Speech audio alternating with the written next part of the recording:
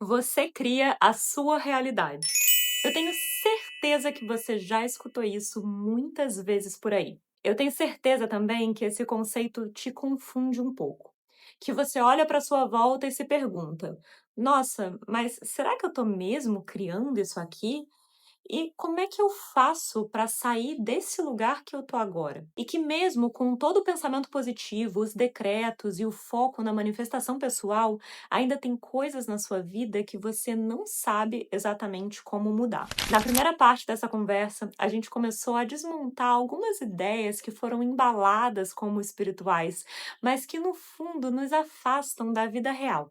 A gente falou sobre a ideia de não julgamento, sobre o perdão, a gratidão e a ideia de que precisamos sempre manter a nossa vibração lá no alto. Essas ideias que parecem muito bonitas e elevadas, mas que carregam muitas vezes distorções profundas. As armadilhas da linguagem espiritual muitas vezes nos mantêm num estado de repressão das nossas emoções verdadeiras, além de nos impedir de nos aprofundar no nosso caminho verdadeiro. Hoje, a gente vai falar sobre uma das frases mais repetidas no universo da espiritualidade moderna. Você cria a sua realidade. Se você já ouviu isso como uma verdade absoluta, talvez você também tenha vivido o outro lado disso. A culpa, o peso, o medo de estar pensando errado e por isso atraindo experiências ruins. Talvez você já tenha tentado se manter positivo o tempo todo, mesmo enquanto tudo à sua volta parece que está desmoronando. Ou talvez você também tenha se sentido injustiçado pelo universo por ter te entregado um desafio, mesmo com todo o seu esforço em ser uma boa pessoa.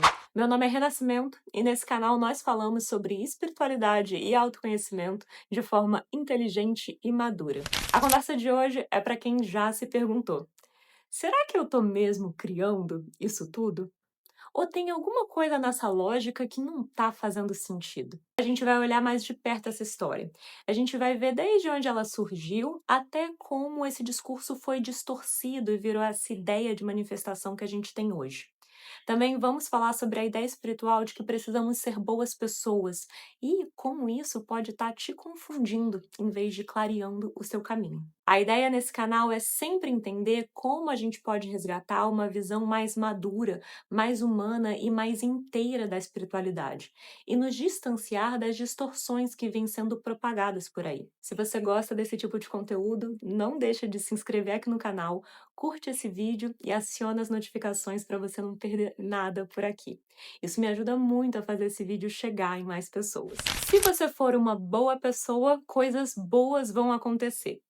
Essa ideia é vendida por muitos caminhos. Religião, autoajuda, espiritualidade moderna. O outro lado está implícito. Se você não for uma boa pessoa, coisas ruins vão acontecer. E isso tudo cai dentro de uma visão kármica do universo. Só que essa visão, além de incorreta, é muito distorcida. Além disso, eu fico me perguntando quem é que decide o que é ou não ser uma boa pessoa? Você precisa ser uma boa pessoa sob a ótica de quem? Essa ideia de que se você for uma boa pessoa, coisas boas vão acontecer, contém uma ideia muito pessoal do universo. No primeiro vídeo aqui no canal, eu pincelei essa ideia, porque ela ressoa muito com um conceito antigo que a gente tem de Deus Pai. Aquele Deus que mora em cima das nuvens no céu e se preocupa pessoalmente com as suas ações, para te abençoar pelas boas e te punir pelas ruins. E mantém todo o placar disso num livro ao qual você responde no dia do juízo final. Agora, se coisas boas acontecem com pessoas boas, você acha que uma pessoa boa nunca recebeu um diagnóstico de câncer ou de alguma doença terminal? Será que uma pessoa boa nunca sofreu um acidente que deixou graves sequelas? Essa lógica extremamente falha faz com que a gente se sinta injustiçado pelos desafios que passamos na nossa vida. Quando algo ruim acontece, nós pensamos: por que comigo? Logo eu, que sou tão bom, que faço tudo tão certinho. A gente precisa começar entendendo que o universo não opera sob uma lógica pessoal, mas sim sob uma lógica íntima. É menos sobre você ser uma pessoa boa ou ruim e mais sobre como cada coisa que vai acontecendo na sua vida, seja um grande desafio ou uma grande bênção, conversa intimamente com você. Como cada coisa que acontece te traz informações sobre aquilo que é e aquilo que está, sobre ajustes que você precisa fazer na rota ou sobre energias que se manifestam na sua vida. Sussurros que contam sobre histórias passadas ou ventos que apontam caminhos futuros. O seu viver deveria ser essa conversa íntima com a sua própria vida, onde cada coisa que acontece te conta uma história, e cada história conversa com quem você é naquele momento. E se você está passando um grande desafio, isso não tem a ver com você ser ou não uma boa pessoa, mas sim com alguma informação que precisa chegar a você, para que você mude a rota, a perspectiva ou o que quer que o seu íntimo te diga. Todo esse discurso sobre ser uma boa pessoa para que coisas boas lhe aconteçam vem também de uma visão muito distorcida que se criou do karma. Eu gosto muito desse vídeo aqui do amigo monge sobre esse assunto. Eu vou deixar ele na descrição para vocês. Mas eu quero mostrar aqui para vocês um trechinho curto do monge Ginshō sobre isso. O karma não é uma entidade. O karma é só uma lei natural, não é? Assim como quando alguém faz uma ação, ela tem uma reação qualquer, tem um resultado. Isso é karma. A palavra karma significa ação, não é? E as ações produzem seus frutos. Na realidade, nós falamos de karma vipaka, frutos do karma. Nas tradições do hinduísmo, do budismo, do jainismo, karma significa ação e, por consequência, causa e efeito. A ideia central é que tudo o que a gente faz gera consequências, seja nessa vida ou em outras, para quem acredita em reencarnação. Não é moralista, é mais parecido com uma lei da natureza. O que aconteceu foi que durante o século XIX, movimentos como a teosofia e depois o movimento New Thought, que é a base da autoajuda moderna e sobre o qual a gente vai falar mais ainda nesse vídeo, começaram a importar conceitos orientais e a reinterpretá-los com um viés ocidental cristianizado e individualista. Nessa transposição, karma passou a ser visto como um sistema de punição e recompensa, quase como um juízo final automático, fazendo eco à lógica do pecado e do castigo cristão. Com a contracultura dos anos 60 e 70, muitos conceitos orientais foram popularizados: meditação, reencarnação, karma, mas isso aconteceu de forma superficial. Na virada dos anos 2000, com a explosão da autoajuda espiritual pop e livros como O Segredo, a ideia acabou se fixando como tudo que vai e volta. Ou seja, se você faz algo ruim, algo de ruim vai acontecer com você. E se você se comportar bem e fizer tudo certo, focar nas coisas certas e nas energias certas, coisas boas vão acontecer. Como a gente já falou muitas vezes, a espiritualidade moderna, mesmo sem querer, às vezes vende essa ideia de mérito espiritual, dizendo que se você vibra alto, só coisas boas te acontecem. Assim, se a sua vida não está indo bem, você provavelmente deve estar vibrando errado. Além da distorção e da moralização sobre o conceito de karma, a lógica de ser uma boa pessoa acompanha um juízo de valor ditado por uma bússola moral coletiva. Outro dia, uma conhecida veio criticar alguém para mim, dizendo: "Nossa, ela nem se importa com tudo que está acontecendo na Palestina." Eu fiquei pensando muito naquilo. Porque, claro, o que está acontecendo lá é profundamente triste. Mas será que ser uma boa pessoa agora exige performar publicamente a dor coletiva global? Você não pode só estar vivendo a sua vida em silêncio. Você tem que provar que se importa, você tem que postar que se importa, comentar, compartilhar e atacar quem discorda ou pensa diferente. Além disso, se você mora, por exemplo, no Rio de Janeiro, eu te garanto que tem guerras muito mais próximas de você, afetando pessoas muito mais próximas a você. Mas o que conta nesse imaginário coletivo é o que está em alta.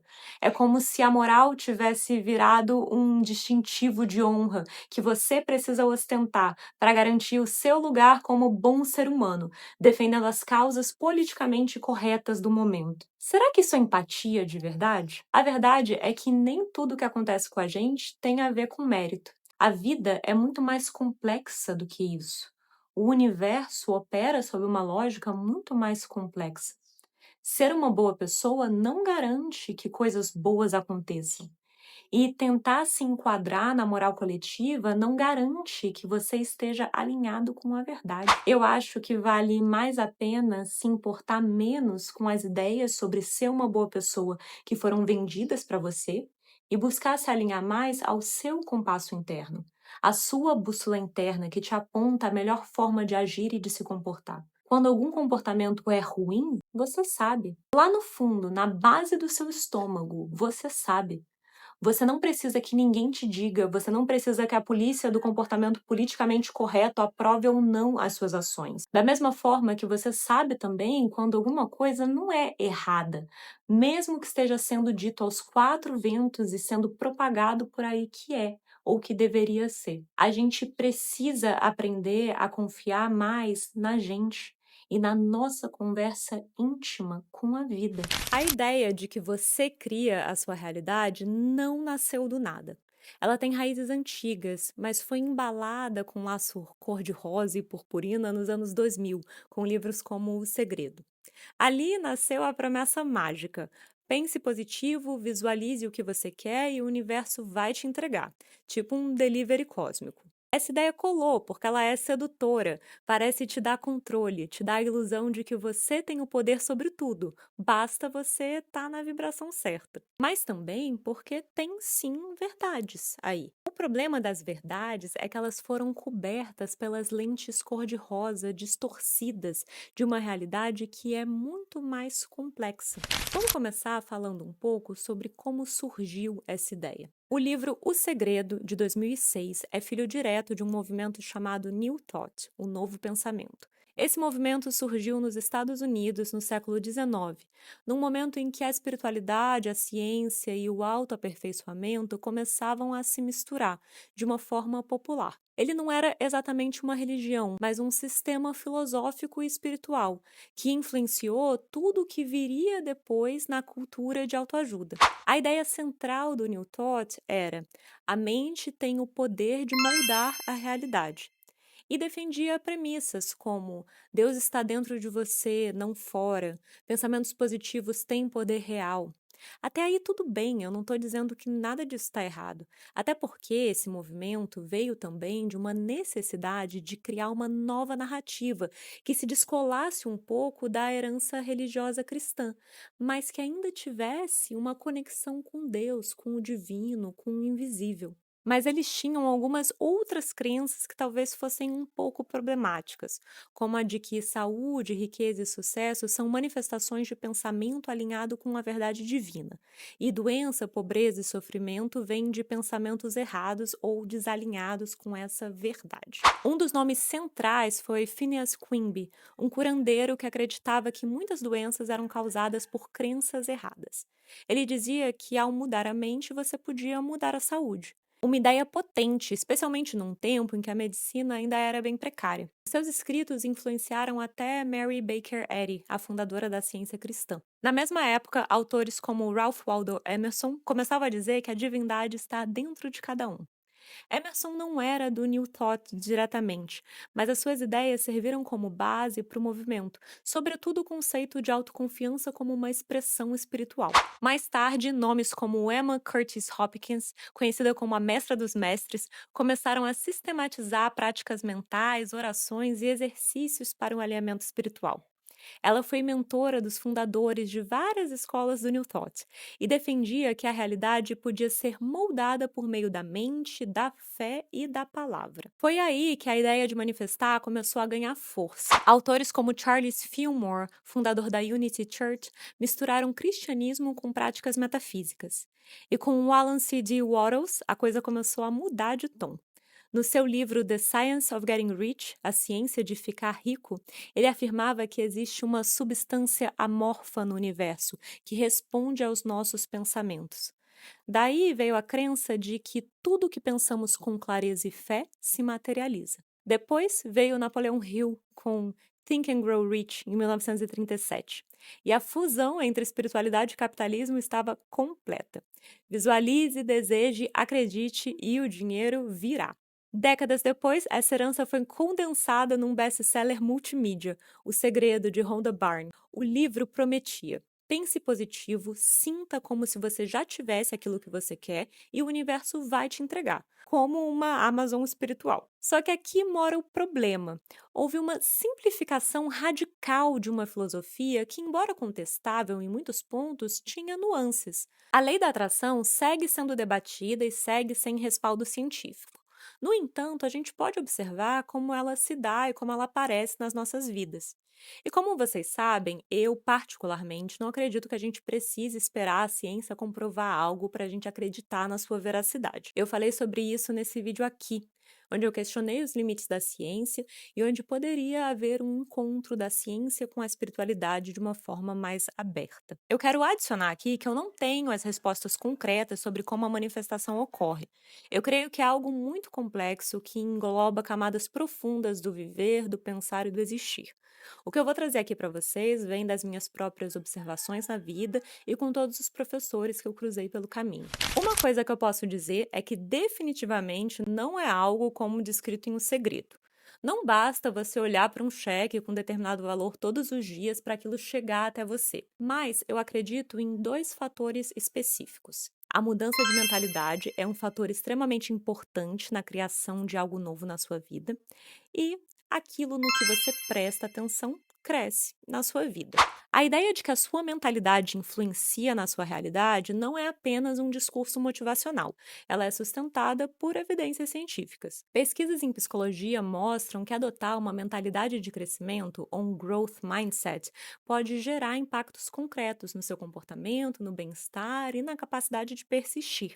Um estudo com mais de 300 adultos demonstrou que pessoas com um mindset de crescimento se envolvem mais com metas de longo prazo e são mais resilientes diante de dificuldades. Adolescentes que foram ensinados a enxergar a personalidade como algo mutável apresentaram uma redução de até 40% nos sintomas depressivos e menor agressividade após situações de rejeição. Pesquisas com fMRI indicam ainda que esse tipo de mentalidade está associado a uma maior conectividade entre áreas do cérebro responsáveis pelo monitoramento de erros e regulação emocional. Ou seja, mudar a forma como você pensa sobre as suas capacidades pode, de fato, mudar como você age, como você sente e como você reage. Eu acredito que isso vale para tudo. Os autores que falam sobre a relação de doenças com formas pensamentos defendem que algo existe primeiro no inconsciente e é moldado na matéria através do nosso pensamento e da nossa relação com aquilo. De um jeito mais prático, a gente pode observar a questão da mentalidade em pessoas que desejam perder peso ou recriar a sua relação com a alimentação, por exemplo. Uma revisão sistemática estimou que cerca de 49% dos pacientes recuperam parte do peso perdido após a cirurgia bariátrica. Outro estudo com 300 pacientes submetidos a um bypass gástrico mostrou que, em média, houve 23,4% de reganho em relação ao peso mínimo atingido, e 37% apresentaram reganho superior a 25% desse peso em até 7 anos. Quando o assunto é o uso das novas medicações, como o Ozempic e a Mounjaro, um estudo clínico comparando a tizepatida com placebo mostrou que, após suspender o tratamento, pacientes recuperaram cerca de 14% do peso que haviam perdido nas primeiras 36 semanas. A gente também tem relatos públicos em adultos sem diabetes, onde houve um ganho médio de 11 quilos em um ano após interromper o uso da medicação. E comentários de usuários em fóruns apontam que muitas pessoas recuperam entre 50% a 100% do peso perdido entre 1 a 3 anos, especialmente se não tem um suporte contínuo. Isso mostra pra gente que, sem uma mudança de comportamento, não há como manter mudanças a longo prazo. Sem uma revisão do relacionamento entre a pessoa e a comida, entre a fome e o comer, sem operar numa dicotomia entre falta e excesso, a gente não consegue criar mudanças duradouras. Quando o assunto é dinheiro, a coisa não muda muito. Um estudo da Vanderbilt University acompanhou quase 35 mil ganhadores da loteria na Flórida e mostrou que aqueles que ganharam entre 50 e 150 mil dólares eram 50% mais propensos a declarar falência de 3 a 5 anos após ganhar o prêmio, comparado aos ganhadores menores. e que a falência entre os ganhadores era comparável à dos não ganhadores depois de alguns anos, significando que muitos acabavam com patrimônio quase zero. Em 2002, Jack Whittaker ganhou um prêmio de cerca de 314 milhões de dólares na loteria, mas ele perdeu praticamente tudo em 4 anos, com doações, apostas, problemas legais, brigas familiares e roubo. A gente tem diversas outras histórias similares, como a de Evelyn Adams, de New Jersey, que foi 2 vezes ganhadora da loteria, acumulando cerca de 5,4 milhões de dólares, mas também perdeu tudo, entre investimentos ruins, jogos e muitos presentes. Ela acabou morando num trailer e ficando próxima da pobreza. Outros casos de grandes ganhos e perdas são também de William Post, que ganhou 16 milhões de dólares, e Michael Carroll, com quase 10 milhões de libras esterlinas. Em todos os casos, os ganhadores perderam toda a fortuna. Isso, claro, tem a ver com falta de educação financeira, mas serve para a gente entender que a mentalidade é algo muito importante na criação de mudanças ao longo prazo. Eu posso dar para vocês um exemplo muito claro que eu observo na minha própria vida. Por muito tempo, eu achei que investimento era uma coisa só para pessoas ricas, que você precisava saber muito antes de investir, e que também pensava que eu não conseguia guardar dinheiro. Durante muitos anos, não importava quanto de dinheiro eu fazia, eu gastava. Até que eu comecei a mudar a minha mentalidade a respeito. Eu tenho um professor de investimentos que diz que investir é 1% conhecimento e 99% mentalidade. E, sinceramente, hoje eu concordo bastante com ele. Depois que eu comecei a criar uma reserva financeira e comecei a investir o meu dinheiro, o meu patrimônio investido só aumentou.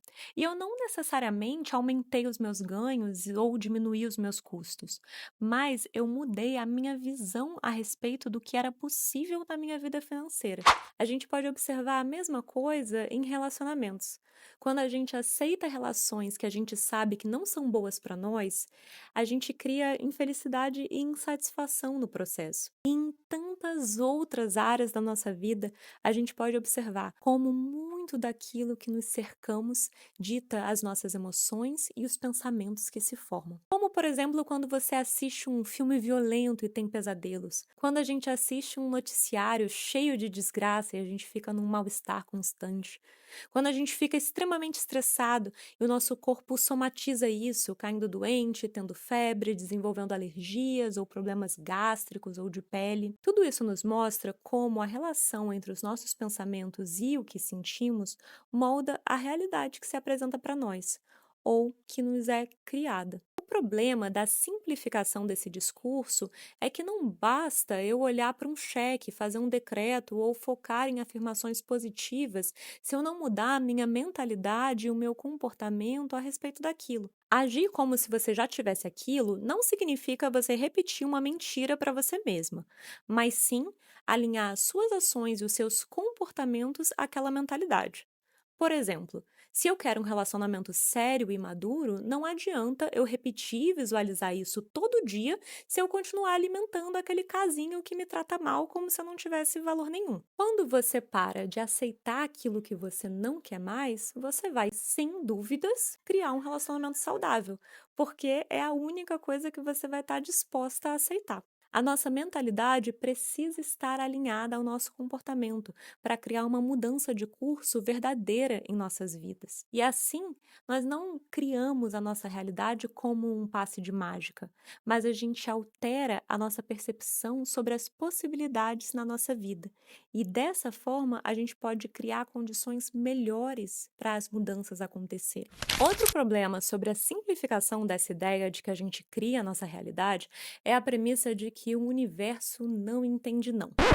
Defensores dessa ideia dizem que a gente deve sempre focar naquilo que a gente quer e não naquilo que a gente não quer. Isso se difundiu Tanto que hoje em dia a gente tem educadores que afirmam que você não deve dizer não para uma criança quando você está educando ela. O problema disso é que a gente precisa entender o que a gente quer para nossa vida na mesma medida que a gente entende aquilo que a gente não quer. Saber o que você não quer, comportamentos que você não quer mais repetir, situações que você não quer mais viver, é igualmente importante. Saber ao que dizer não tem a ver com os nossos limites.